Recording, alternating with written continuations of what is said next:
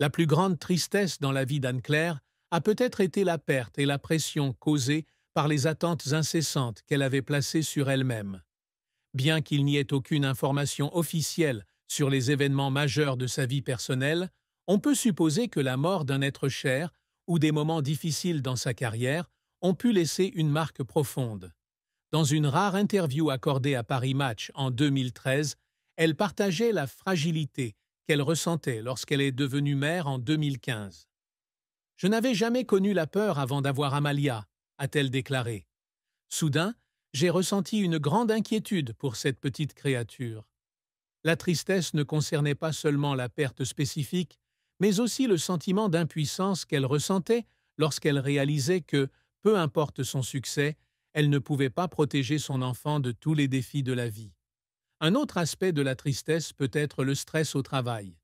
Présentatrice du journal télévisé du week-end de TF1 depuis 2015, après avoir remplacé Claire Chazal, monument de la télévision française, Anne-Claire a dû faire face à des comparaisons constantes et à de vives critiques de la part du public. Elle a un jour confié à elle qu'elle recevait d'étranges messages de la part des téléspectateurs commentant son apparence ou son style, ce qui la blessait parfois. Quand vous êtes assis dans un fauteuil où l'image est primordiale, les choses se compliquent, a-t-elle déclaré. Cette tristesse peut être la solitude silencieuse de devoir maintenir un extérieur parfait, tandis qu'à l'intérieur, elle lutte contre le doute de soi. De plus, son enfance à Locmaria-Kerr, dans le Morbihan, bien que paisible, pouvait aussi être remplie d'une tristesse sans nom. Fille d'un psychologue, Jean Coudray, et d'une professeure d'anglais, elle grandit dans une famille bourgeoise avec deux sœurs, Estelle et Elisa. Les voyages en camping-car à travers l'Europe avec sa famille sont de bons souvenirs, mais la séparation d'avec sa famille lorsqu'elle a déménagé à Paris pour poursuivre sa carrière a peut-être laissé un vide en elle. La plus grande tristesse d'Anne-Claire Coudray était peut-être une combinaison de peur de perdre des êtres chers, de pression au travail et de sentiment d'avoir à échanger sa liberté personnelle contre le succès. La carrière d'Anne-Claire Coudray est une histoire inspirante de persévérance, de talent et de passion pour le journalisme.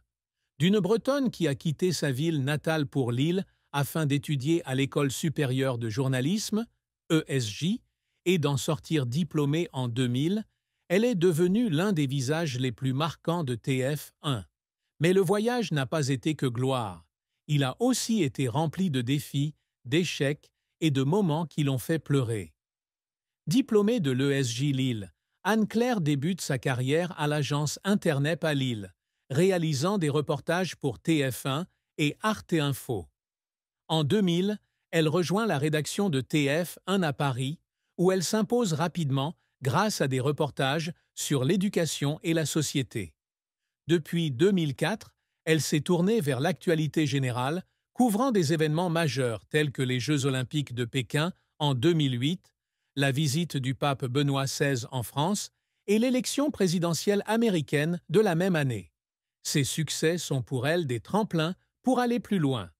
En 2009, elle commence à présenter l'émission TMC Reportage sur TMC, chaîne du groupe TF1, et devient présentatrice remplaçante sur LCI, la chaîne d'information en continu de TF1.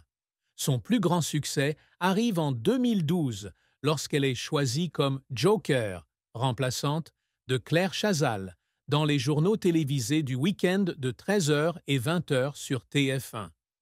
Elle a démontré ses compétences à travers des reportages internationaux, tels que l'élection présidentielle américaine de 2012, l'opération militaire Serval au Mali en 2013 et le défilé du 14 juillet avec Gilles Boulot. Le point culminant a été le 18 septembre 2015, lorsqu'elle a officiellement remplacé Claire Chazal à la tête du journal télévisé du week-end, un poste que des millions de téléspectateurs français regardent chaque semaine.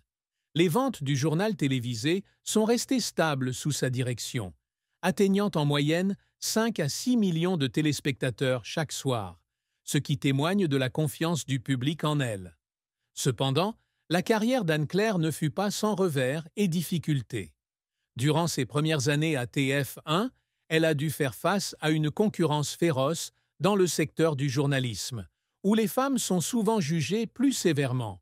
Un échec mémorable a peut-être été lorsqu'elle a été critiquée pour son style de reportage à ses débuts en remplacement de Claire Chazal. « Je n'essaie pas d'être Claire », a-t-elle déclaré un jour à Télé 7 jours. Mais le public continue de comparer, et c'est beaucoup de pression. Les commentaires négatifs sur son apparence ou sa voix sur les réseaux sociaux lui ont fait du mal